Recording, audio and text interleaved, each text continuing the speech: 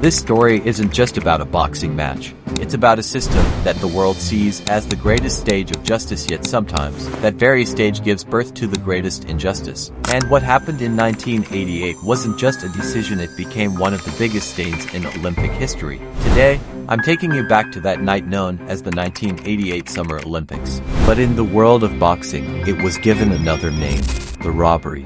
The hero of this story wasn't a prince. He wasn't a rich kid from a powerful family. He was a boy who grew up taking punches from life itself, long before he ever stepped into a ring. His name was Roy Jones Jr.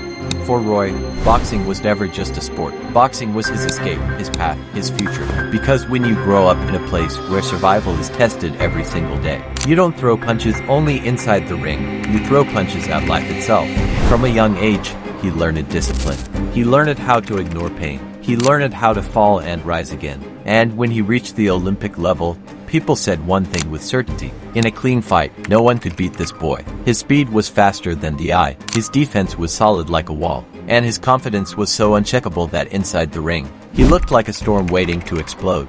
In 1988, when he arrived in Seoul, there was only one word in his heart: gold. We believe the Olympics are the cleanest competition in the world, a place where politics should stay out, where only talent decides who wins. But in the real world, power and pressure never completely disappear. South Korea was the host country, and every host nation wants medals in its own name. National pride comes above everything else. And in a sport like boxing, where judges play a decisive role, the door to manipulation is never fully closed. Roy Jones Jr. performed in the tournament in a way that made every opponent look average in front of him. He wasn't just winning fights, he was dominating them. And by the time he reached the final, the world believed one thing with certainty: that gold medal was almost already his. In the final, he was up against Park Si-hun of South Korea. Home crowd, home pressure, home judges. And that's exactly where the story took a dangerous turn.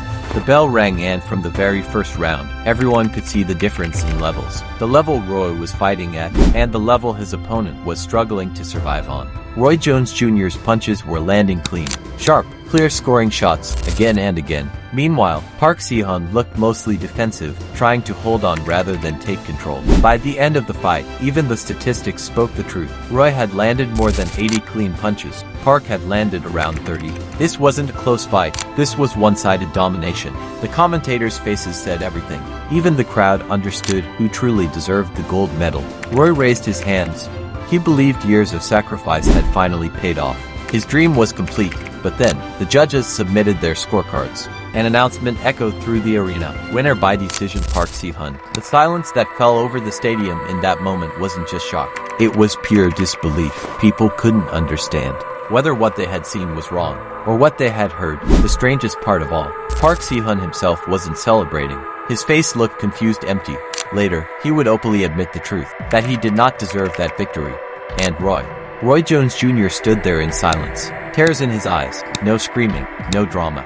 Just a man who had believed in the system, and in that moment, watched that belief completely shattered. After that decision, outrage erupted across the world. Journalists launched investigations, officials were questioned, and slowly, a truth surfaced, a truth the Olympic movement never wanted to accept. Several judges were proven guilty of taking bribes. They were suspended. Corruption was officially confirmed. But the most painful part of all, the gold medal was never taken back. Think about it. The crime was acknowledged.